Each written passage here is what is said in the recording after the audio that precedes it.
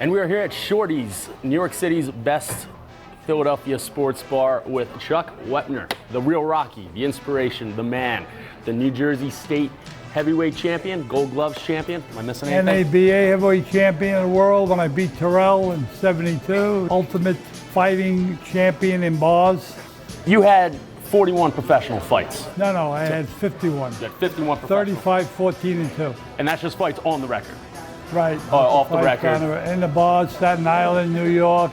I won 2 fights in a phone booth. This phone booth in a place called the Mir Bar. Not too many places to run in a phone booth. Get into Ali a little bit. Knocked him down. He's been knocked down three times in his career? Yeah, down by Frazier, he was down by Henry Cooper, and he was down by Chuck Wepner, the only guy in a world championship fight when he was a champion.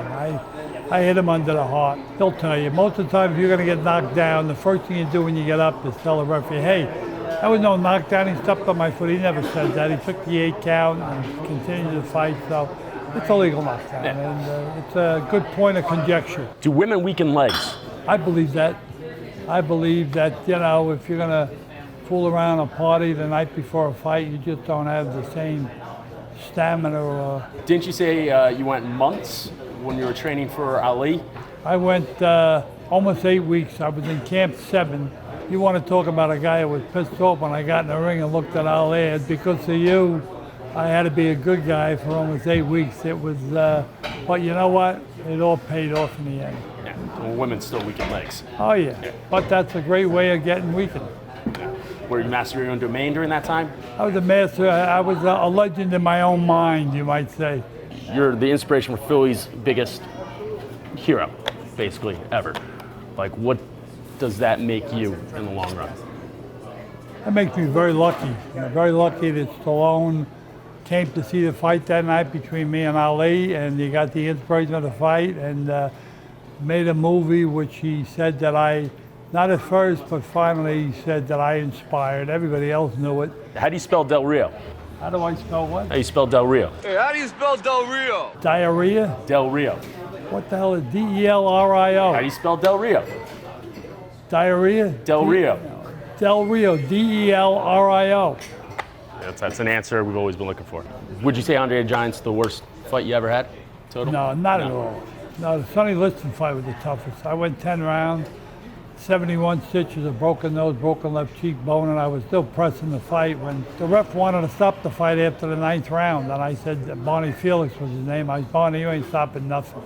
I'm finishing this fight. So he's, all right, Chuck, I'll let you come out, but how many fingers do I have up? And I said, how many guesses do I get? So he says, all right, you're a wise guy, Chuck. He's, but if any more blood, I'm going to stop it. It wound up the doctor stopped it. He's a little squeamish. 71 stitches. It's not too bad. It's like a rough night out in an Irish bar. Let's talk about your most important fight. I'm not talking about Ali. I'm not talking about Foreman. I'm not talking about Sonny Liston. I'm not talking about Andre the Giant. I'm talking about when you actually took on a real-life bear. That was Victor. Yeah, Victor I the fought bear. him twice.